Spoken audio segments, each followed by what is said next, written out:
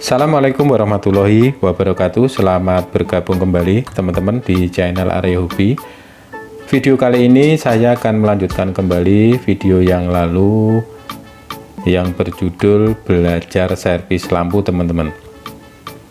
Video yang lalu kita sudah sampai ke bagian diag ataupun DB3, yaitu pada video yang kedua.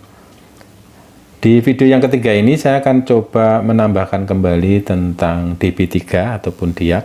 Seperti ini teman-teman, ini adalah DB3 dan di VCB-nya di sini tertulis DB3. Oke, untuk DB3 ini kerusakan kemarin sudah saya jelaskan dan ini saya akan memberikan tambahan yaitu bentuknya ataupun jenisnya teman-teman. Untuk DB3 ada yang berbentuk seperti ini. Ada yang berbentuk seperti dioda N4007 teman-teman, seperti ini, ataupun yang sering digunakan sebagai dioda jembatan seperti ini. Kalau dioda yang umumnya ada gelangnya seperti ini, sedangkan DB3 tidak ada. Dan yang paling mudah kita kenali, kita baca di bagian VCB atau mainboardnya. Di sini tandanya seperti ini teman-teman. Dan ada tulisan DB ataupun DB3. Oke, mungkin sudah bisa dipahami teman-teman. Dan untuk pemasangan DB3 ini karena ini tidak berpolaritas teman-teman, artinya kita boleh bebas senantiasa membolak-balik ataupun memasang terbalik, tidak akan masalah. Oke, mungkin sudah bisa dimengerti dan dipahami. Selanjutnya kita menuju ke komponen lain yang sering kita dapati pada mesin lampu. Kita ke depannya kita urutkan ke sebuah resistor teman-teman. Oke, pada mesin lampu yang saya pegang ini sudah menggunakan resistor dalam bentuk SMD. Di sini ada 474, ada 1R0, ada juga yang 120. Oke, resistor sekarang pada mesin lampu pada umumnya sudah menggunakan jenis SMD semacam ini teman-teman. Oke, tetapi tidak menutup kemungkinan juga ada yang masih menggunakan seperti ini, resistor gelang. Oke, seperti ini, fungsinya sama. Tetapi yang sering saya dapati untuk mesin-mesin yang baru sudah menerapkan sistem SMD atau mungkin dianggap paling mumpuni dan mungkin mempunyai kualitas yang lebih baik. Oke teman-teman, pada mesin lampu ataupun driver lampu kita akan mendapati sebuah resistor ada dua kategori.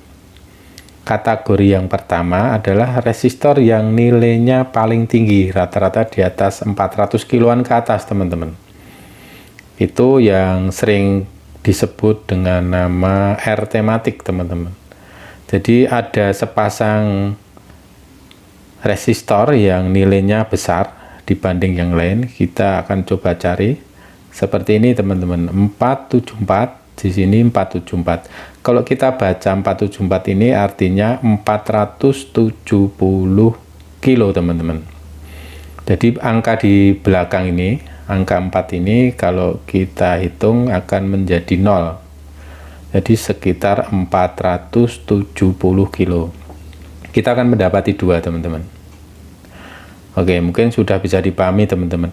Untuk resistor tematik ini memang juga kadang sering rusak jika masih menggunakan ini teman-teman, R resistor yang gelang. Nah, ini biasanya nilainya ada yang besar juga di sini. Ini biasanya kalau masih menggunakan R semacam ini biasanya sering rusak juga, molor nilainya. Tetapi pada mesin lampu ini sudah menerapkan dengan resistor SMD. Oke, jadi lebih bagus kualitasnya. Yang kedua adalah sebuah resistor yang terhubung pada kaki basis dan emitor transistor mesin lampu. Kita cari teman-teman. Ini adalah sebuah transistornya, ada dua teman-teman, transistor 1 dan transistor 2, dan nilainya sama. Untuk jenis transistor yang ada pada mesin lampu itu sepasang ini nilainya sama. Oke, kita akan cari resistornya dulu karena kita membahas resistornya. Di sini pada kaki basis biasanya di sini ada tanda teman-teman B, ini kaki basis. Di sini kita akan menemukan sebuah resistor yang nilainya 12 0 atau 120. Ini kalau kita hitung nilainya 12 ohm. Selanjutnya pada kaki emitor yang tengah ini kolektor, kita akan mendapati sebuah nilai ini 1R0, artinya ini cuma 1 ohm. Jadi kita akan mendapati sebuah resistor yang nilainya kecil pada kaki emitor, sedangkan yang nilainya besar yaitu pada kaki basis, yaitu 12 ohm. Oke teman-teman, jadi kedua resistor ini yang nilainya paling besar tadi kita sebut resistor tematik, sedangkan pada transistor yang terhubung pada basis dan emitor disebut RE ataupun RB. Oke, untuk kerusakan resistor ini teman-teman, baik yang SMD ataupun yang jenis gelang semacam ini, lebih mudah dikenali untuk jenis SMD teman-teman. Kalau jenis SMD ini biasanya langsung terbakar, jadi langsung kelihatan. Tetapi kalau pada resistor yang jenis gelang ini biasanya ada dua kemungkinan, kadang terbakar, kadang nilainya molor atau nilai resistansinya berubah. Jadi ini agak kesulitan, maka mungkin dengan alasan resistor sekarang beralih ke SMD ini mungkin akan lebih mudah dikenali jika ini rusak akan terbakar. Oke. Selanjutnya bagaimana cara memasang resistor ini teman-teman. Untuk resistor ini sebuah komponen yang sama, tidak mengenal polaritas, jadi kita bisa bebas senantiasa memasang terbalik pun tidak masalah.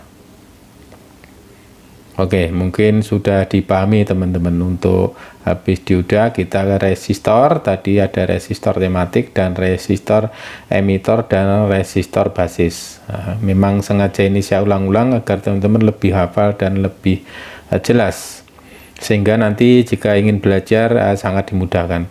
Selanjutnya kita akan menuju ke komponen yang bernama transistor teman-teman, dan ini sering jadi masalah juga bagi teman-teman tuser juga. Kalau sudah penyakit di transistor ini kadang memang sering bermasalah. Oke, menurut saya sebenarnya sama saja teman-teman. Memang di sini untuk kerusakan transistor di sini memang macam-macam teman-teman. Kadang ada yang bocor, ada yang short, ada yang langsung mati teman-teman. Dan sebenarnya untuk mengenali kerusakan pada transistor ini memang sangat mudah. Jika R yang menuju ke kaki basis dan emitor ini terbakar, saya bisa kategorikan transistor ini putus ataupun sudah rusak teman-teman. Jadi di sini anggap aja ini sebagai filternya. RB dan RE ini kita anggap sebagai filter. Jika filternya sudah jebol, otomatis resistor ini akan rusak. Ini kalau menurut saya teman-teman. Jadi jika saya mendapat sebuah RE dan RB sudah rusak, saya pastikan transistor ini pun akan rusak. Itu kalau saya cara memperbaikinya, jadi lebih mudah, tidak terlalu ribet. Memang di sini untuk penggantian transistor ini, memang kalau kita tidak menemukan kanibalan ataupun sebuah transistor pengganti yang kualitasnya baik, walaupun kita sudah mengganti RB, RE, dan komponen lain pendukung, kadang R ini masih panas, transistor ini, karena memang kualitas dari transistor kurang baik. Jika teman-teman ingin mengganti transistor, memang saya sarankan lebih baik mencari kanibalan, itu akan kualitasnya lebih baik biasanya. Contoh kalau pada mesin lampu